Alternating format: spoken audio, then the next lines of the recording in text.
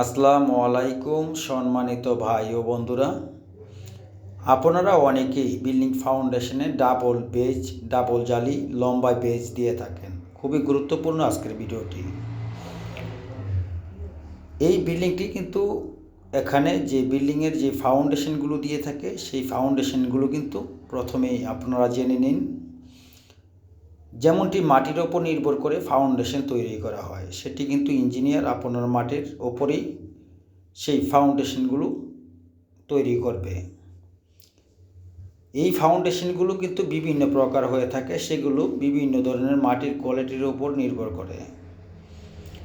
এখানে কিন্তু দেখতেছেন ডাবল জালির বেজ হচ্ছে। এই বেজটি কিন্তু লম্বায় রয়েছে প্রায় 50 ফিট, পাশে রয়েছে দুই কোয়ালিটির বেজ। এখানে দুই সাইডে দুটি দিয়েছে 6 ফিট বাই 6 ফিট এবং মাঝখানেরগুলো দিয়েছে 7 ফিট বাই 7 ফিট।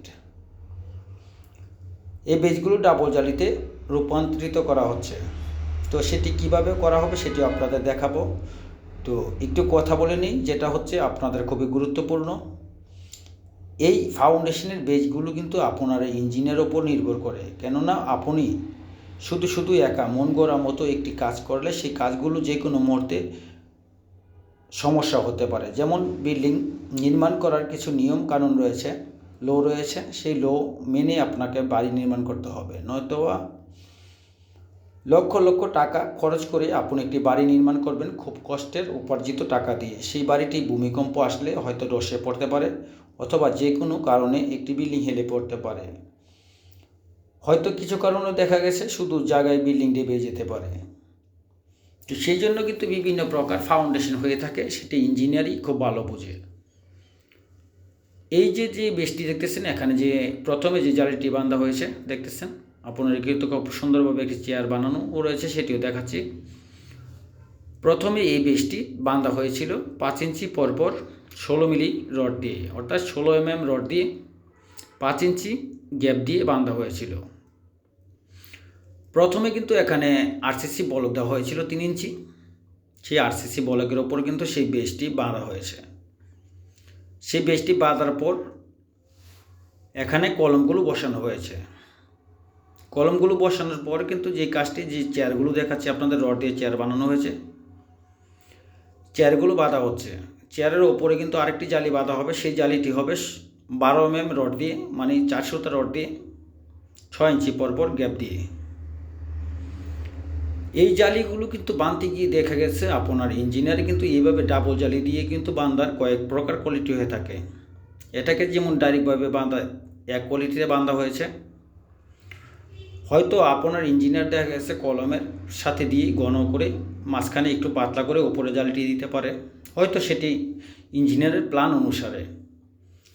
ডাবল জালির বেচও কিন্তু কয়েক প্রকারে বাঁধা হয়, সেটি এক এক ইঞ্জিনিয়ার এক এক রকম দিয়ে থাকে। সেটি মাটির ওপর, মাটির কোয়ালিটির ওপর নির্ভর করে। সেটি প্রথমে আরেকটি জিনিস জানিয়ে নেই, আমি কিন্তু কোনো ইঞ্জিনিয়ার নই, আমি মূলত একজন কন্ট্রাক্টর। দেশের বিভিন্ন স্থানে গিয়ে কাজ করে থাকি।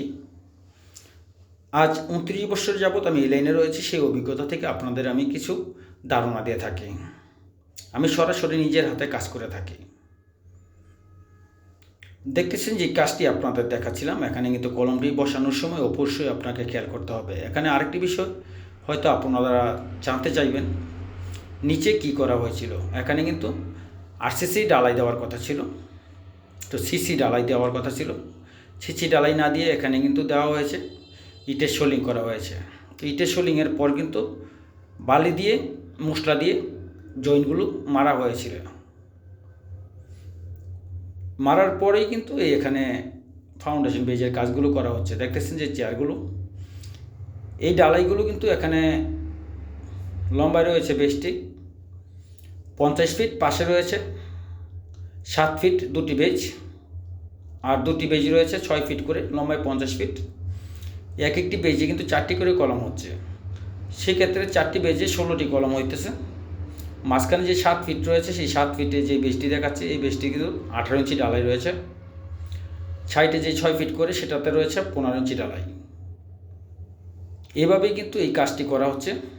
সেই জালিটি বাঁধারও যে ভিডিওটি, সেটিও আপনাদের আমি দেখাবো খুবই সুন্দরভাবে। অবশ্যই আপনাদের এই কাজগুলো জানতে হবে, বুঝতে হবে, অন্যথায় কিন্তু আপনার কাজগুলো সঠিকভাবে হবে না। সঠিকভাবে কাজগুলো করার জন্য আপনাকে যা যা করণীয় সেটি করে নিতে হবে। যেমনটি প্রথমে গ্যাপগুলো দেখে নিতে হবে এবং কলমগুলো সেন্টার রয়েছে কিনা সেটি অবশ্যই আগের থেকেই জেনে নিতে হবে, দেখে নিতে হবে। ঢালাই দেওয়ার পর কিন্তু এদিক সেদিক হয়ে গেলে সেটি কখনোই সঠিকভাবে করা সম্ভব নয়। এদিক সেদিক এলোমেলো হয়ে যাবে, রড বাঁকা করতে হবে, অথবা ক্লিয়ার কভারিং সঠিকভাবে থাকবে না।